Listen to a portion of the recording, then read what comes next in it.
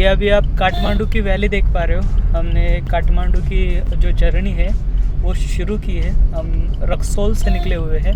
तो देखिए इस प्रकार का ये नज़ारा है। आप मेरे यहाँ पर देखिए, आपको यहाँ से इधर दिखाइए थोड़ा सा, ये देखिए यहाँ से आप नीचे देखिए, आपको नीचे कुछ भी नहीं दिखाई देगा। और रास्ते पर बड़ी बड़ी गाड़ी आती है और रास्ता देखिए ऐसा छोटा रास्ता है बहुत, और इस छोटे रास्ते से हमें यात्रा करनी पड़ रही है। अभी देखिए फ़िलहाल जो है मौसम जो है कुछ इस प्रकार का बना हुआ है, फॉग है पूरा, और फॉग के कारण सामने का नज़ारा कुछ दिखता नहीं, और सामने जो वाहन आते हैं वो दिखता नहीं। तो देखिए इस प्रकार से यहाँ पर आप ये देख पा रहे हो पूरा नज़ारा। तो अभी हम निकले हैं, देखिए अभी वाहन है सामने, देखिए दिखाई नहीं दे रहा, देखिए कुछ भी नहीं दिखाई दे रहा, बड़ा वाहन है देखिए आया है सामने। अभी ये जर्नी अभी ऐसी चल रही है, अभी हम पहुँचेंगे। निकले निकले निकले निकले जाता है, देखिए अभी हम ड्राइविंग कर रहे हैं यहाँ पर। देखिए थोड़ा सा हार्ड है ड्राइविंग करना और डिफ़िकल्ट है। देखिए तो अभी लगभग शाम के 6-6:30 बज रहे हैं, और अभी कुछ समय में अंधेरा हो जाएगा। तो यहाँ से चलना बहुत डिफ़िकल्ट है। अभी फॉग बढ़ता जा रहा है, और यहाँ पर हम हैं और मनोज जी है, दोनों हैं। और अभी रात जो है, अगर हम काठमांडू पहुँच पाए तो ठीक है, नहीं तो रात हम अच्छी जगह देखकर ऐसे मतलब यहाँ पर बिताने वाले हैं। फिर देखते हैं आगे जाके, फिर ऊपर हम जाएंगे काठमांडू में। तो ऊपर का जो सिटी जो है बहुत बड़ी है, और जो प्राचीन बौद्ध स्थल है एक्चुअली बहुत सारी घाटियों में भी है, लेकिन अब मौसम ख़राब होने के कारण शायद से हमें वो रिकॉर्डिंग करने मिले या ना मिले, कुछ गारंटी नहीं है। अभी यहाँ पर इस प्रकार का जो माहौल है वो आपको दिखाई दे रहा है। देखिए यहाँ पर खूबसूरत है, लेकिन उतना ही यह जानलेवा भी है, क्योंकि खूबसूरती अक्सर जानलेवा होती है। चाहे वो खूबसूरती देखिए, इंसान जो है खूबसूरती का कायल होता है और खूबसूरती के पीछे दौड़ता है। चाहे वो किसी व्यक्ति की खूबसूरती हो, चाहे वो प्रकृति की खूबसूरती हो, दोनों जगह पर खूबसूरती जो है वे घातक भी होती है, और खूबसूरती जो है वे देखिए मन को भा भी जाती है, और कभी कभी ये खूबसूरती हमें साथ भी देती है। समय समय की बात होती है, हर समय एक जैसा नहीं होता। देखिए अभी खतरों से भरा हुआ रास्ता है। वाहन जो है डायरेक्टली सामने आ रहे हैं, और छोटा रास्ता होने के कारण और सामने कुछ दिखाई भी नहीं दे रहा, तो डिफ़िकल्ट है बहुत। देखिए अभी हम लोग ने यहाँ पर आज हमने कुछ खाना वाना बनाया नहीं तो अक्सर आपने देखा है हम खाना जो है बना लेते हैं मॉर्निंग में, लेकिन अभी बना नहीं है। अभी माहौल तो बहुत यहाँ का ख़राब है। देखिए यहाँ से आप आओगे, मतलब आपको ऊपर आना है, नेपाल में एंट्री करना है, तो रक्सौल से अगर आप आते हो, या फिर आप सोनाली बॉर्डर से आते हो, तो सोनाली वहाँ पर से आते समय या फिर यहाँ पर से आते समय, अभी देखिए हम वाहन लेके निकले हैं। इस वाहन की आरसी होनी बहुत ज़रूरी है, मतलब रजिस्ट्रेशन ऑफ व्हीकल जो है, ये प्रॉपर जो कार्ड होता है ओरिजिनल कार्ड, वो साथ में होना बहुत ज़रूरी है। अगर आरसी ना हो तो दिक्कत आ सकती है, और थोड़ा सा मसला जो है बढ़ सकता है, बहुत दिक्कत आती है हमने देखा। तो आप यहाँ पर आओगे नेपाल में, तो आप अपनी जो आरसी बुक है, गाड़ी लेकर आने की प्लानिंग है तो आरसी बुक लेके आइए, और मौसम देख के आइएगा। वैसे अगर आपकी ड्राइविंग अच्छी हो तो आप किसी भी मौसम में आ सकते हो। देखिए कुछ भी नहीं दिखाई दे रहा अभी तो। देखिए अभी हम कहीं तो रुकेंगे, और रुक कर थोड़ा सा रेस्ट लेंगे।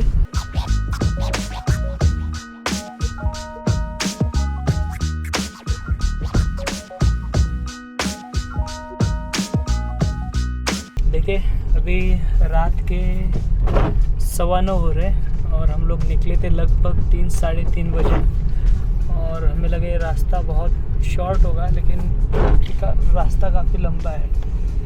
लगभग देखिए शॉर्टकट रास्ते थे उससे 150 किलोमीटर बता रहा था, लेकिन जो इसका हाईवे है मेन उससे लगभग ये 250 से 165 किलोमीटर पड़ता है काठमांडू।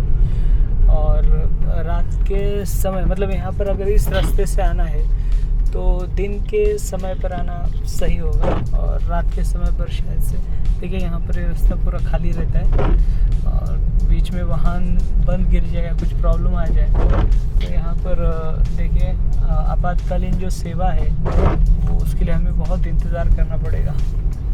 और देखिए यहाँ पर ज़्यादातर हम देख पा रहे हैं ये जो पहाड़ियाँ हैं इनके इसका जो भूस्खलन है वो हो रहा है, और अगर ज़ोरों से बारिश आई तो यहाँ पर भूस्खलन का जो मसला है वो आ सकता है यहाँ पर।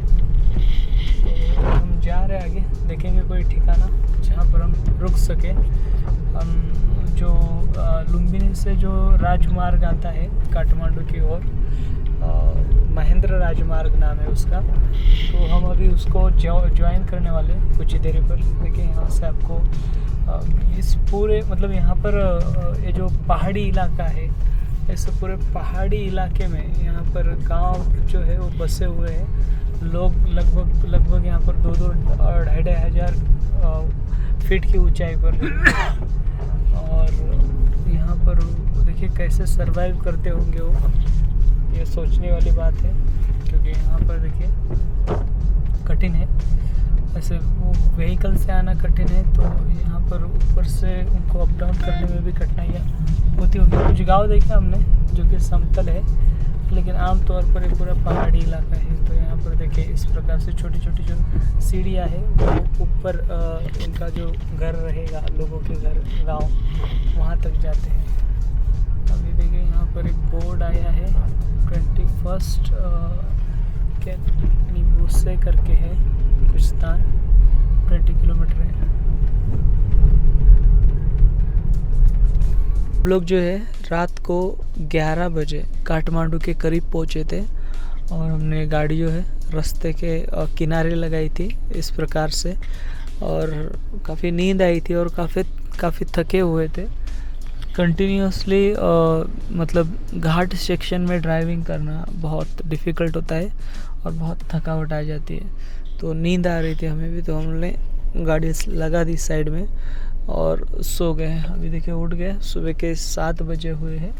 अब कोहरा देखिए कितना है, और यही कोहरा रात में बहुत ज़्यादा था, और रात में छोटे छोटे रास्तों पर कुछ दिखाई नहीं दे रहा था। अभी आप ये रास्ता देख पा रहे हो, ये बड़ा वाला रास्ता है लुम्बिनी से जो आता है या फिर आगे ज्वाइन होता है, लुम्बिनी वाला महेंद्र राजमार्ग से ये दूसरा रास्ता ज्वाइन होता है, और उसी रास्ते को आगे रक्सौल से जो ऊपर आते हैं उसको ये ज्वाइन हो जाता है। यहाँ से 15-20 किलोमीटर की दूरी पर जो काठमांडू सिटी है वे स्थित है। अभी हम आगे जाएंगे 2-4 किलोमीटर पर तो काठमांडू लगेगा।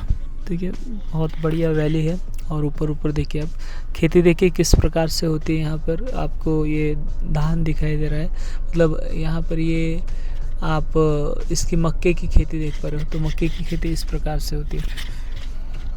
काफ़ी अच्छा है माहौल, मतलब ठंडा तो है। रात भर हमें किसी भी प्रकार की दिक्कत नहीं, हम सड़क के किनारे थे, लेकिन इतना है कि यहाँ पर एक्सीडेंट बहुत ज़्यादा हो जाते हैं। तो पूरे रात भर हमने देखा कि गाड़ियों के एक्सीडेंट काफ़ी मात्रा में हो रहे थे यहाँ पर। देखिए अभी लगभग अभी हम देखेंगे कोई ना कोई जगह थोड़ा सा फ्रेश होंगे, फ्रेश होकर फिर थोड़ा सा नाश्ता वाश्ता कर लेंगे। देखिए ऐसे सड़क के किनारे भी आपको यहाँ पर ये जो मक्के की खेती की हुई दिखाई देती है, मतलब जहाँ तहाँ जगह मिले वहाँ यहाँ पर इन्होंने जो खेती है वे की है। रास्ते बहुत ज़्यादा ख़राब थे, ये जो बड़ा वाला रास्ता आप देख पा रहे हो ये भी बहुत ज़्यादा ख़राब था। रात को इस रास्ते से चलने में बहुत दिक्कत आ रही थी। देखिए आगे यहाँ पर पहाड़ पर पूरा जो कोहरा है वो बसा हुआ है। देखिए ऐसा माहौल है यहाँ का, काफ़ी सुंदर है। आप पहाड़ पर देख पा रहे हो। इसी प्रकार से हमने पूरे रात भर पहाड़ियों में घर देखे हैं और कुछ जगहों पर भूस्खलन भी होता है और आने वाले समय में शायद से यहाँ पर देखा हमने रास्ते पे बहुत ज़्यादा डिफ़िकल्टी थी वो छोटे वाले रास्ते पे, तो ज़्यादा बारिश गिरेगी तो और ज़्यादा जो भूस्खलन है वो हो सकता है यहाँ पर।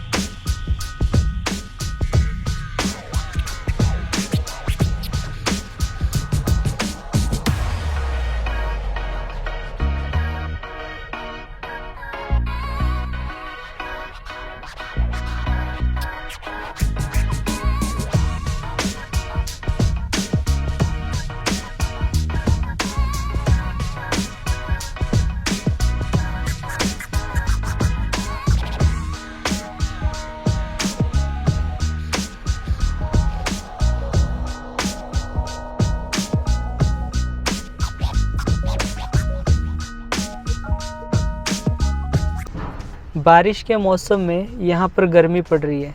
देखिए हम काठमांडू की गलियारों में इर्द गिर्द यहाँ वहाँ घूम रहे हैं और घूमकर यहाँ के जो पुरातात्विक स्थल जो है वे खोजने की कोशिश कर रहे हैं। लेकिन यहाँ पर देखिए रोड पर ट्रैफिक इतनी होती है कि यहाँ पर हम जहाँ पर जाते हैं वहाँ पर वाहन लगाना सुविधाजनक नहीं है।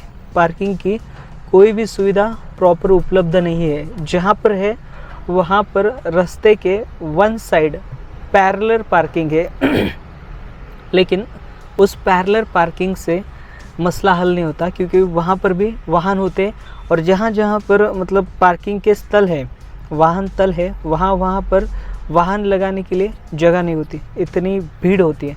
और साथ ही हमने सोचा था यहाँ पर हम हमारा टेंट लगाएंगे या फिर साइड में कुछ जगह मिलेगी खुली तो वहाँ पर खाना बनाएंगे, लेकिन यहाँ पर खाना बनाने के लिए कोई भी जगह खुली नहीं है। यहाँ पर इतनी भर जगह नहीं है और यहाँ पर देखिए खाने पीने के लिए इंडिया जैसा ही है और सेम यहाँ पर इंडियन फूड मिलेगा, लेकिन कुछ पैमाने में यहाँ के जो नेपाली मसाले और चाइनीज़ मसाले जो है उनका फ्लेवर आपको दिखाई देगा। आमतौर पर काठमांडू सिटी में आपको इंडियन फूड सारा A to Z वो मिलेगा और यहाँ पर आपके हाथ से बना के खाने के लिए जगह उपलब्ध नहीं है। यहाँ पर हमने मोनेस्ट्री देखे थे कि मोनेस्ट्री यहाँ पर ज़्यादातर लाइमिस मोनेस्ट्री है यानी तिब्बतियन मोनेस्ट्री है और वहाँ पर हमारी पहचान न होने के कारण देखिए अभी हम रह नहीं पाए। हम यहाँ पर हमने एक दिन होटल किया था जिसका खर्चा इंडियन रुपीस लगभग 1000 रुपये के आसपास है और यहाँ की नेपाली रुपीस जो है वो लगभग 1500 के आसपास है।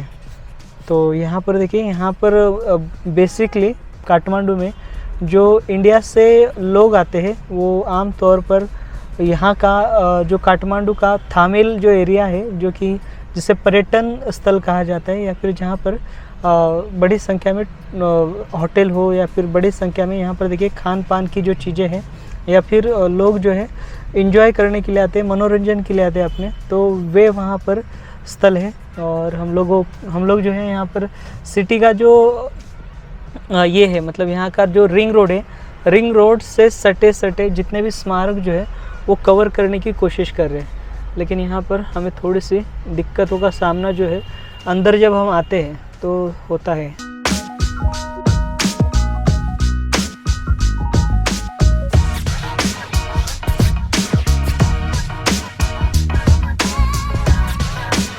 देखिए पिछले 2 दिनों से काठमांडू में भारी बरसात जो है वो हो रही थी।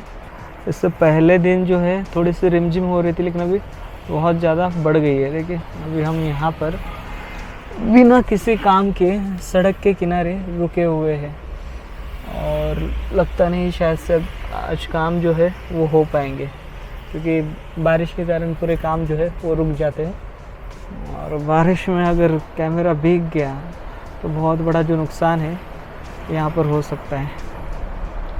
रात को हमने सड़क के किनारे गाड़ी पार्क की थी रिंग रोड के और वहीं पर हम लोग सो गए थे। अभी उठे हैं सुबह और फिर से हमने सिटी में और मतलब गाड़ी जो है फिर से हमने यहाँ पर लाई है और अभी यहाँ से देखेंगे यहाँ के जो जितने भी नियर बाय नज़दीकी जो स्थल होंगे जिससे हम इजीली एक्सप्लोर कर सकते हैं, फिर इजीली देख सकते हैं, ऐसे जो स्पॉट है वो एक्सप्लोर करने वाले। ऐसे कहा जाता है यहाँ पर इस क्षेत्र में सम्राट अशोक इनके द्वारा 12 स्तूप बनाए गए थे, और 12 जो स्तूप थे, एक तो ये स्वयंभू वाला एरिया, इसके इर्द गिर्द यहाँ पर 3 से 4 स्तूप बने थे, और आगे जो है मतलब बौद्धनाथ की ओर जाने वाले रास्ते पर ऐसे कई सारे जो 7-8 अन्य जो स्तूप है वे सम्राट अशोक इनके द्वारा बनाए गए थे, ऐसे कहा जाता है। तो वे स्तूप हम देखेंगे।